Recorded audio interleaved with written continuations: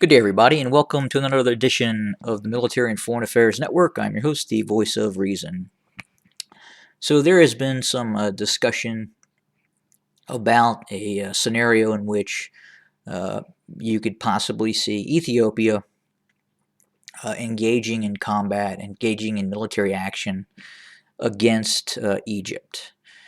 And I just wanted to try and take and provide a little insight into a hypothetical worst case scenario where the Egyptian government felt that it needed to conduct regime change inside of Ethiopia. And specifically, that would cause a direct Egyptian military march through Ethiopia to Addis Ababa. And again, I know this is hypothetical and would probably never occur. More likely, we would see an engagement with Sudan with the support of Egypt, especially in terms of air power and possibly special forces. But let's take and consider the absolute worst case scenario and then ask the question, is it possible? Could Egypt gather forces in South Sudan and launch a military invasion of Ethiopia? Well, the answer to that question is absolutely. Not only that, Egypt has the capability of not only invading Ethiopia, but Eritrea as well. That is how powerful the Egyptian military is relative to both Ethiopia and Eritrea. You have to understand, Ethiopia is not a mechanized force. It has mechanization, it has some heavy units, it could have up to 300 main battle tanks. How many are actually operational? That's hard to say. But is it the kind of mechanized force that the Egyptian military possesses? And the answer to that is no. Ethiopia could not even possess the kind of mechanization that is in just one of Egypt's heavy divisions. Let's say, for example, the 9th Armored Division of Egypt. Ethiopia does not have the equipment that is even inside of the 9th Armored Division of Egypt. So just to kind of give you an idea of that kind of capability. So what would that look like? What would happen? Well, hypothetically, again, we're looking at anywhere from probably a 4-month planning and preparation phase, where Egypt would need to build up air assets. It would need to build up some air bases. It would need to build up some supply depots. It would need to build supply bases. And probably within 4 months, 6 months at most, you could see large elements of, say, the 9th Armored Division move from Egypt, central Egypt proper, just south of Cairo, and be deployed near the border with Ethiopia. And in southern Egypt, there are currently 3 mechanized brigades. You could probably see another 2 mechanized brigades then be moved to the south of Sudan to support the 9th Armored Division. You could also probably see Egyptian Marine Special Forces units. You could see the Thunderbolt commando units also being deployed into the region as well.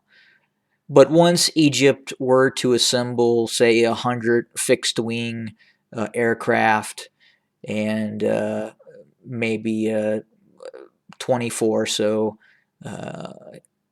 attack helicopters and started conducting operations against Ethiopia, there's little Ethiopia would be able to do. The air supremacy in terms of Egypt gaining air supremacy quickly would take place quite literally within hours.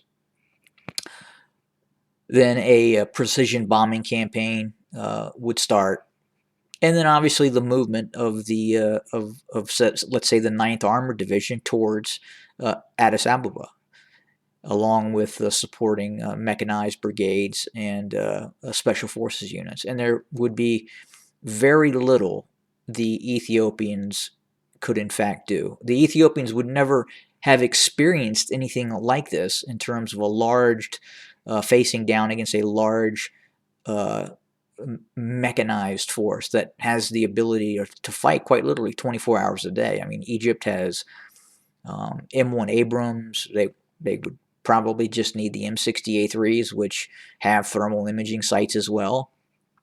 The technology gap is tremendous in terms of what Egypt possesses. So again, I know this is hypothetical, but um, that force, probably in the neighborhood of 20 to 25,000 troops, would have no issues moving and seizing control of Addis Ababa. It may run into stressors, and it may run into some supply issues. It may run into issues in dealing with Ethiopian partisans or insurgents, and some stiff resistance to with active duty Ethiopian military units. But they would be able to overcome that, as would an Egyptian force moving from, say, the port of Sudan into Eritrea. The Egyptians could do that um, with some effort. I mean, obviously they would take casualties. Obviously, they would be engaged by the Eritrean armed forces. But again, Eritrean military is not a mechanized force. It is mostly a light infantry force that is backed by tanks, as is the Ethiopian armed forces. Now, granted, once the Egyptians were to move into some of the hostile terrain in central Ethiopia, um, obviously it would run into some challenges. But the column would continue to move, and eventually it would end up in Addis Ababa.